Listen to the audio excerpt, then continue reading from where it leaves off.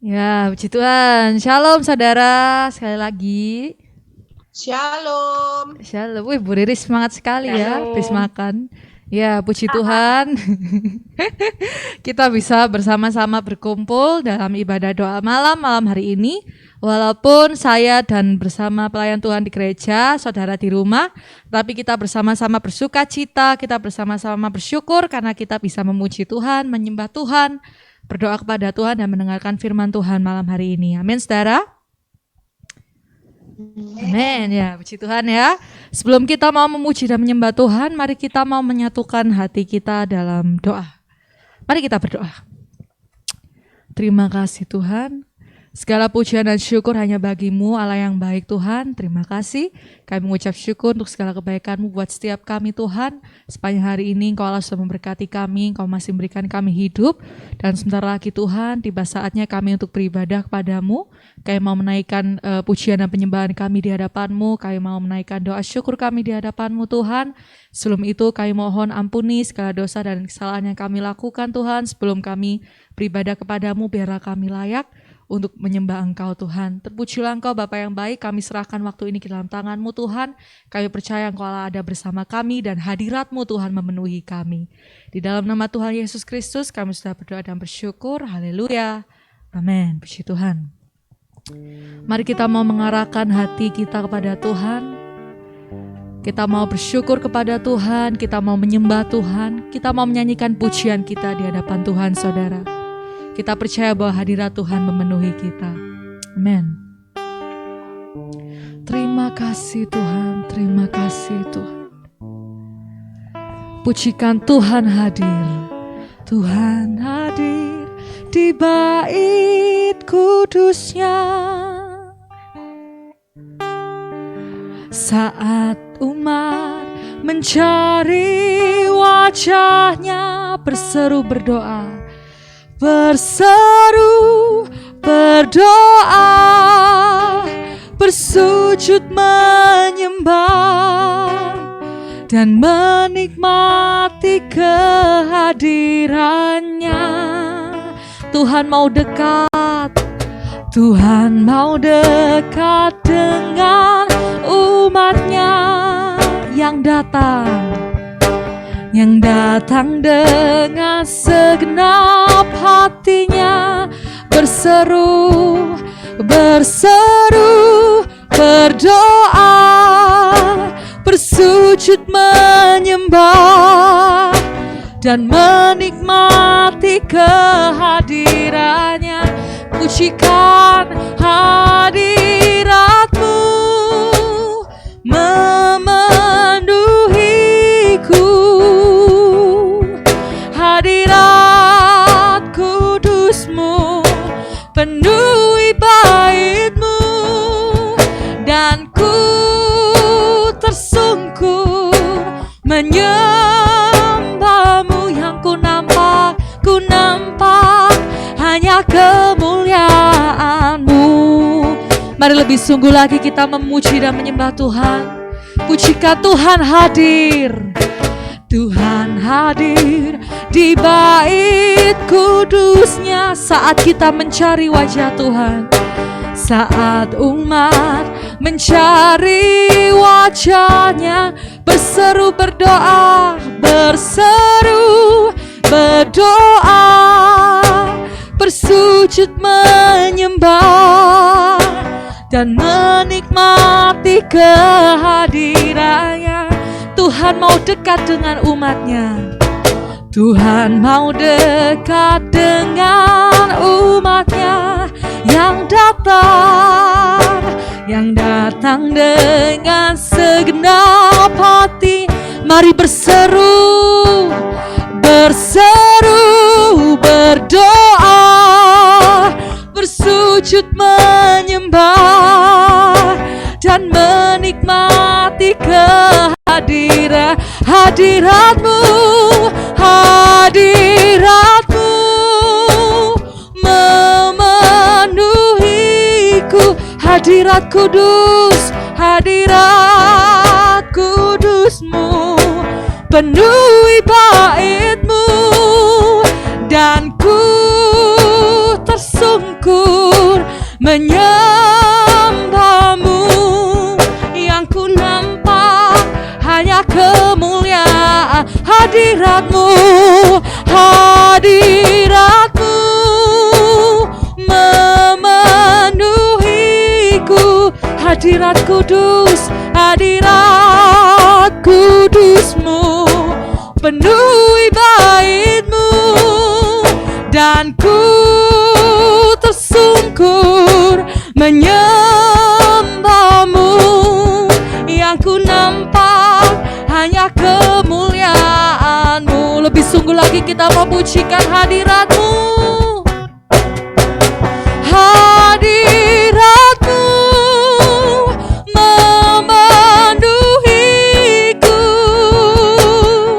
Hadirat kudusmu penuhi baitmu, dan ku tersungkur menyembahmu.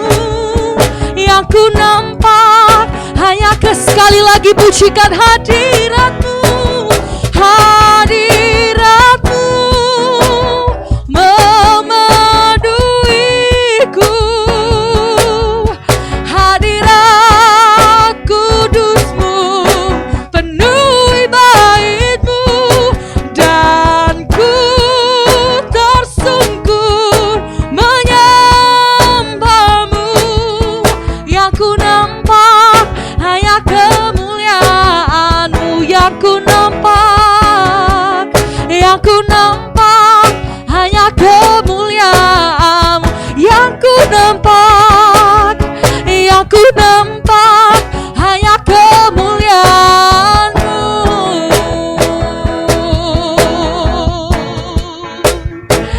Kami nampak kemuliaanmu ketika kami sembahmu, ketika kami pujimu Tuhan. Mari sembah Tuhan Allah kita, mari sembah Tuhan Raja kita, mari sembah Allah Bapa kita. Dia Allah yang baik, Dia Allah yang mulia. Haleluya. Penuhi kami dengan hadir-Mu Tuhan. Penuhi kami dengan kasih-Mu, dengan rahmat dan kuasa-Mu. Penuhi kami dengan Roh-Mu. Oh Yesus, oh Yesus Tuhan. Allah kami bersyukur, kami bersyukur menyembah-Mu, kami bersyukur memuji-Mu Tuhan. Haleluya, haleluya. Terima kasih Tuhan, pujikan terima kasih Tuhan. Naikkan syukur-Mu, naikkan sembah-Mu. Dialah yang baik, Dialah yang mulia. Besar kasih-Nya pada kita. Haleluya.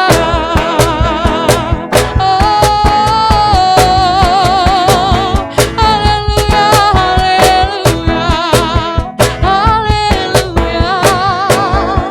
Terima kasih Tuhan, kami bersyukur, kami bersyukur Tuhan. Terima kasih.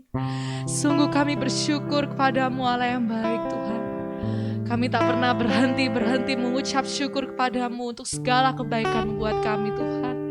Terima kasih untuk menyertanya Engkau berikan buat kami sepanjang minggu ini Tuhan. Engkau Allah selalu bersama dengan kami dalam segala keadaan kami Tuhan. Dalam segala situasi, kondisi yang ada, kami bersyukur karena Engkau Allah bersama dengan kami Tuhan. Engkau Allah tidak pernah meninggalkan kami barang setik pun. Terpujilah Engkau Bapa yang baik Tuhan. Datanglah bersama dengan kami Tuhan malam hari ini. Menerima pujian dan penyembahan yang kami naikkan kepadamu malam hari ini Tuhan. Kami mau lebih sungguh lagi di hadapan-Mu memuji dan menyembah Engkau. Di dalam nama Tuhan Yesus, amin. Amin, puji Tuhan. Terima kasih. Sebelum kita mau mendengarkan firman Tuhan, kita mau bersyukur lebih sungguh lagi kepada Tuhan, saudara. Kita mau memujikan, ku bersyukur Bapa. Haleluya. Bersama-sama kita angkat suara kita. Haleluya. Banyak yang Kau perbuat. Banyak yang Kau perbuat di dalam hidupku, di dalam hidupku. Rancangan indahmu, rancangan indahmu terjadi di hidupku, terjadi di hidupku. Bapa yang mengerti, Bapa yang mengerti segala yang ku perlu, segala yang ku perlu. Kasih-Mu sempurna, kasih-Mu sempurna, nyata bagi, nyata dalam hidupku. Ku bersyukur, ku bersyukur Bapa, ku bersyukur Tuhan, ku bersyukur Tuhan buat kasih-Mu, buat kasih setia-Mu di dalam hidupku. Ku bersyukur Bapa, ku bersyukur Bapa, bersyukur kepada Tuhan. Ku bersyukur Tuhan buat kasih-Mu, buat kasih setia-Mu di dalam hidupku.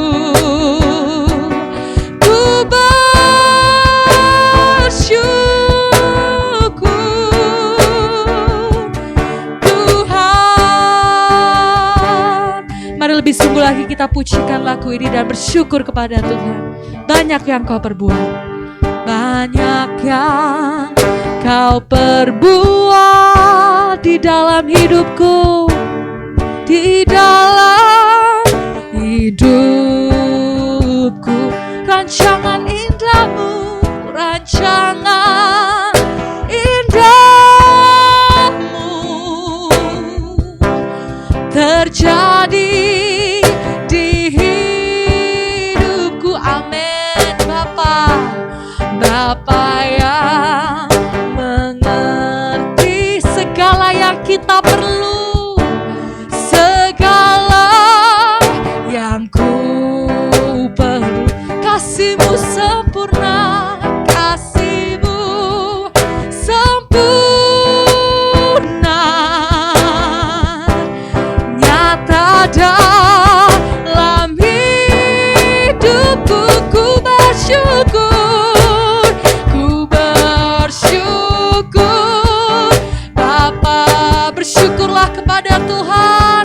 Ku bersyukur Tuhan buat kasih-Mu, buat kasih setia-Mu di dalam hidupku. Ku bersyukur, kami bersyukur, ku bersyukur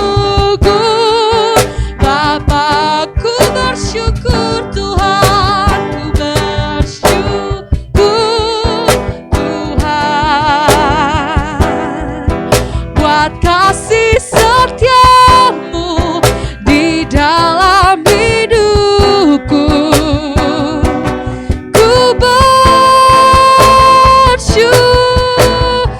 bersyukur, ku bersyukur Bapa, kami bersyukur Tuhan.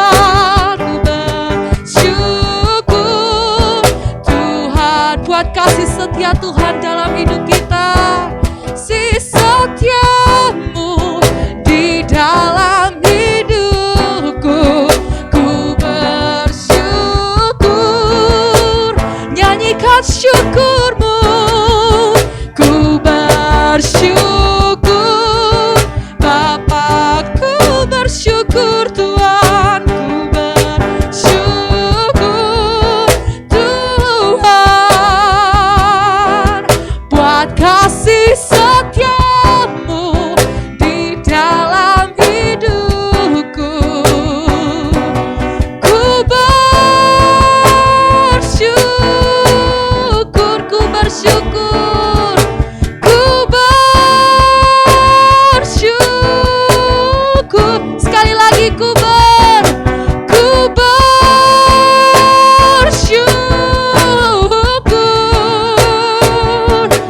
Tuhan,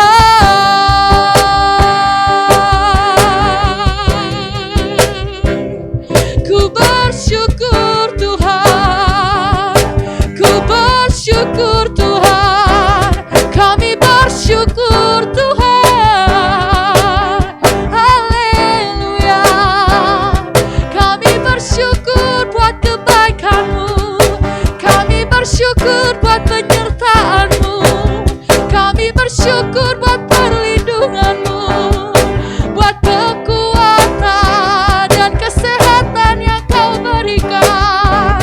Kami bersyukur Tuhan buat segala berkat yang Kau curahkan, buat segala berkat yang Kau berikan.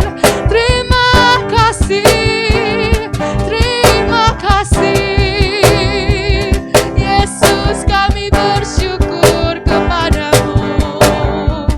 Haleluya, haleluya, terima kasih Tuhan.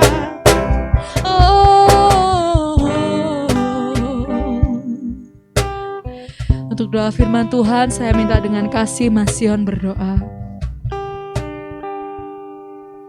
Bapa, kami bersyukur Tuhan atas kasih setiamu Tuhan pada kami Tuhan, sehingga kami dapat bertemu kembali Tuhan dengan saudara kami seiman, dan kami telah memuliakan dan memuji nama-Mu Tuhan. Kami akan mendengarkan firman-Mu Tuhan, bukakanlah hati kami, mata kami, telinga kami Tuhan, sehingga kami dapat mendengarkan firman-Mu dengan baik Tuhan. Dan juga berkati yang akan membawakan firman-Nya Tuhan, firman-Mu Tuhan. Biarlah setiap firman-Mu yang turun daripada-Mu Tuhan. Terima kasih Tuhan, di dalam nama Tuhan Yesus, haleluya, amin. Ya, puji Tuhan. Saya serahkan kepada hambanya, Bapak Petrus, yang akan menyampaikan firman Tuhan.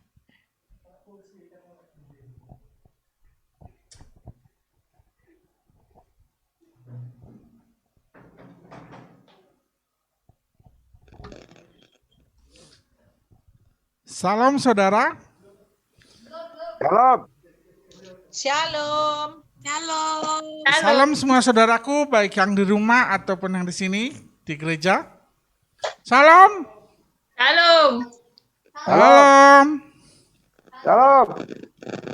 Tidak ada suara nih. Salam. Buka mic-nya.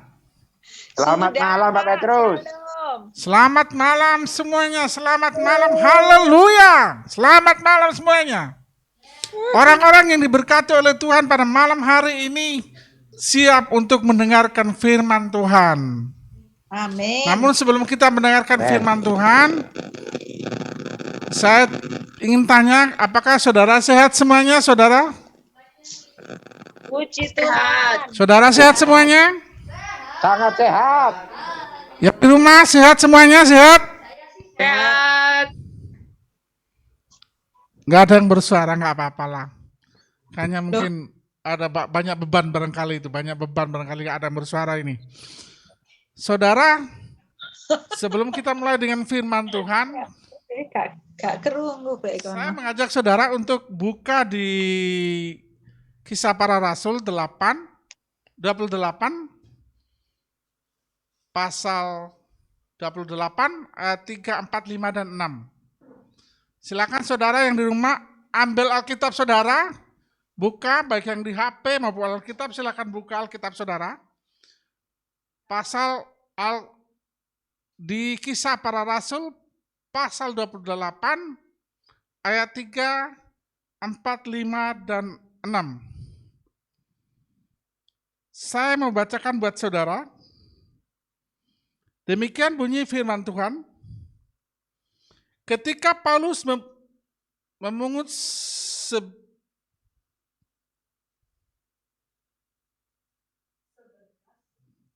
sebentar hilang.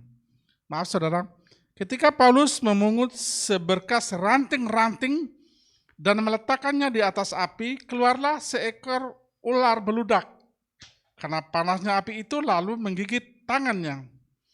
Ketika orang-orang itu melihat ular itu terpaut pada tangan Paulus, mereka berkata seorang kepada yang lain, "Orang ini sudah pasti seorang pembunuh. Sebab meskipun ia telah luput dari laut, ia tidak dibiarkan hidup oleh Dewi Keadilan." Tetapi Paulus mengibaskan ular itu ke dalam api, dan ia sama sekali tidak menderita. Ayat 6, namun mereka menyangka bahwa ia akan bengkak atau akan mati rebah seketika itu juga. Tetapi sesudah lama menanti, mereka melihat bahwa tidak ada apa-apa yang terjadi padanya. Maka sebaliknya mereka berpendapat bahwa ia seorang dewa. Saudara,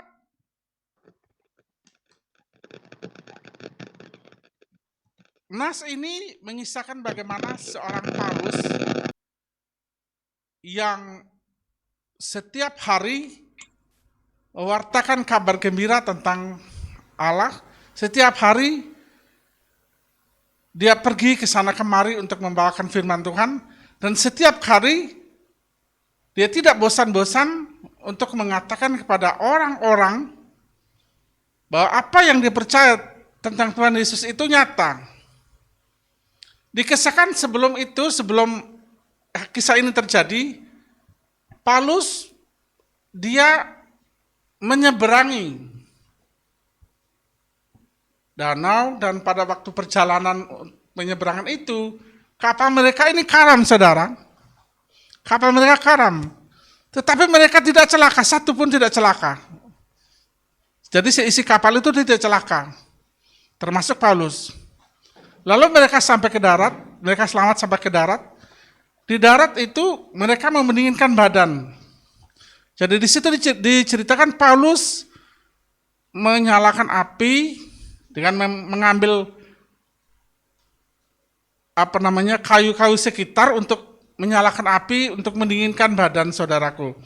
Namun di tengah-tengah menyalakan api itu ada ular yang keluar dari situ dan menggigit Paulus. Ular itu yang menggigit Paulus, saudaraku. Banyak orang menyaksikan itu. Apa yang dimaksud dengan ayat firman ini? Yang pertama saya mau katakan pada saudara, pada kita semua, bahwa Tuhan tidak menghentikan ular itu. Saya tahu kita semua punya masalah, kita semua punya problem. Siapa sih saudara di dunia ini yang tidak punya problem? Tidak ada, saudara. Semua orang punya masalah, semua orang punya problem. Semua orang punya sesuatu yang harus dikerjakan. Dan begitu banyak problem dan masalah kita, tantangan begitu banyak dalam masalah kita. Namun di sini kita harus yakin bahwa kalau kita mengandalkan Tuhan, masalah kita bukan menjadi soal. Percayalah saudara, waktu itu Paulus itu digigit ular. Pada saat dia digigit ular itu, dia percaya penuh kepada Tuhan, saudara. Dia percaya penuh kepada Allah yang dia percaya itu. Dia membuktikan kepada orang-orang bahwa racun ular itu tidak menjadi masalah buat dia. Begitu pula dengan kehidupan kita sehari-hari, saudara. Ada masalah, ada problem, ada apapun, kita tidak bisa menyelesaikan sendiri. Maka di sini kita undang Tuhan. Di saat kita mengundang Tuhan, segala sesuatu bisa teratasi, saudaraku. Makanya tema hari ini, tema malam ini, saya membagikan kepada saudara, Tuhan, rencana Tuhan lebih indah dari apapun, saudaraku. Jadi yang pertama, Tuhan tidak menghentikan ular itu untuk gigit Paulus. Maksudnya saudara punya masalah, Tuhan tidak mungkin menghentikan masalah saudara. Tetapi di saat saudara menyelesaikan masalah itu, kalau saudara mengandalkan Tuhan, percaya Tuhan ada di situ. Kata si Ahok, Gusti ora sare. Tuhan tidak tidur saudara. Tuhan tidak tidur, dia punya mata untuk melihat siapa saudara. Dan saudara harus percaya bahwa Paulus melakukan semua ini bukan kehendaknya sendiri, tapi Tuhan yang ada di sana. Tuhan, dia menunjukkan kepada mereka orang-orang yang tidak percaya itu, bahwa Tuhan ada bersama dengan dia. Itu yang pertama. Terus yang kedua, kalau saudara tahu kalau ular itu menggigit, sudah pasti saudara menyengat itu luar biasa. Dalam dan sakit sekali, dan itu beracun. Di sini, saya mau tunjukkan kepada kita semua, bahwa kalau kita punya masalah itu pelik saudaraku. Anda punya istri, Anda punya suami, Anda punya anak. Masalahnya itu ribet dan berat. Bikin kepala pening, bikin kepala pusing. Apalagi yang kerja ini. Bagi saudara-saudara yang kerja di perusahaan-perusahaan, saudara, masalahnya itu pelik. Antara sama teman, antara sama bosnya. Begitu pula suami dan istri. Masalahnya pelik. Seperti gigitan ular beludak itu. Perih dan sakit. Dan itu sangat beracun. Di situ Alkitab dikatakan Paulus mengibas itu racun itu. Kenapa saudara saya katakan demikian? Ada Tuhan di sana. Ada Tuhan di sana yang betul-betul masuk dalam kehidupan Paulus, sehingga Paulus tidak gentar saudaraku. Jadi kalau kita punya masalah, kalau kita punya problem, ingat Tuhan punya rencana yang begitu indah terhadap masalah kita, terhadap problem kita. Dan yang ketiga, di situ kita akan tetap berdiri. Berdiri kokoh saudaraku. Ini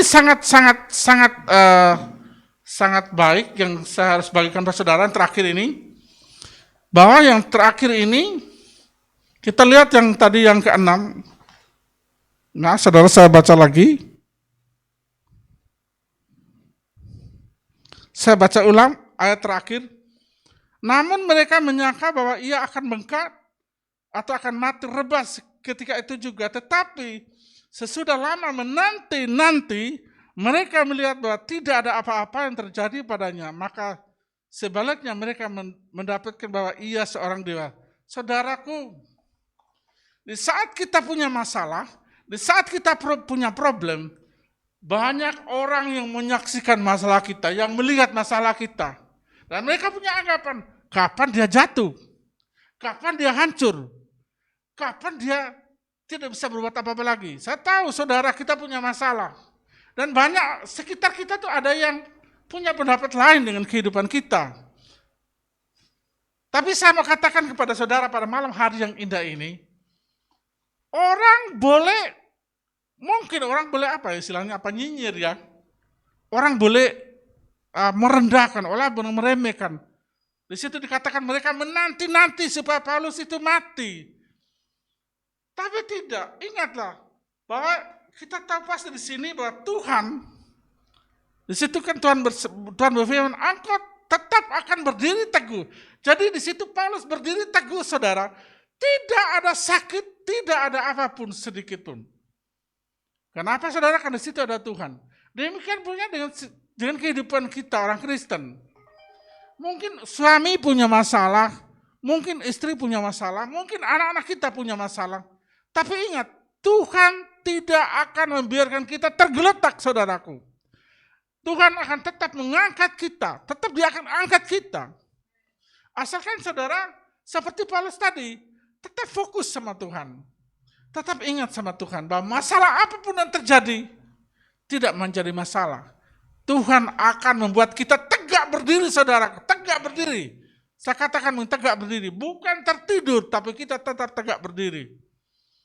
Jadi di sini Paulus mengajarkan kepada kita bagaimana hidup orang Kristen yang sebenarnya.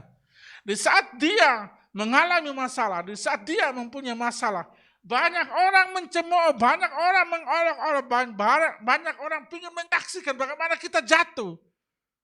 Tapi ingat, saya mau katakan bahwa Tuhan berkata, engkau akan tetap berdiri teguh. Kenapa? Karena ada Tuhan di sana yang memampukan kita untuk berdiri teguh. Jadi saudara, firman Tuhan malam hari ini buat saya, yang saya bagikan ini, saya renungkan, saya minta petunjuk dari Roh Kudus, dan itu betul-betul menyatu dengan kehidupan saya. Saya berharap bahwa firman ini, bagaimana kita berdiri teguh, bagaimana kita kuat, bagaimana kita tidak meremehkan kuasa Allah, itu menyatu dengan kehidupan kita. Sebagai kesimpulan terakhir, di sini saya katakan kepada saudara, bahwa kalau kita diterpa masalah atau badai kehidupan sekalipun, jangan kita lari, saudara. Jangan lari. Paulus tidak lari. Bahkan Paulus menunjukkan kepada mereka orang-orang yang belum percaya itu. Menunjukkan pada mereka yang belum percaya itu, bahwa dia ada Tuhan. Jadi kalau saudara punya masalah, kalau kita punya masalah, jangan lari dari masalah, tapi ayo kita selesaikan masalah kita.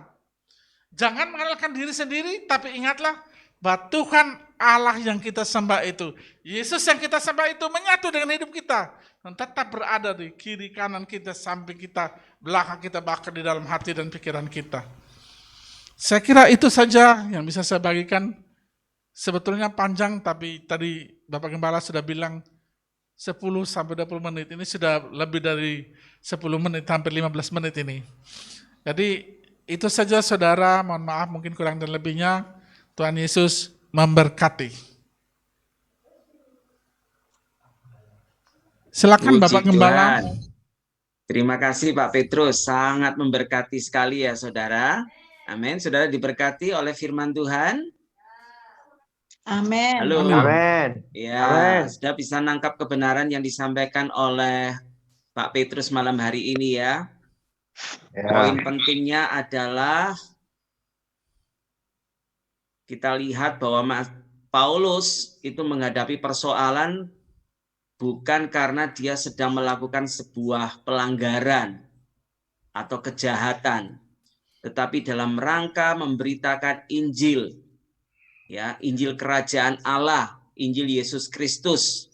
Dalam perjalanan misinya, dia mengalami kapal yang karam, ya, terdampar, lalu digigit ular beludak, ya.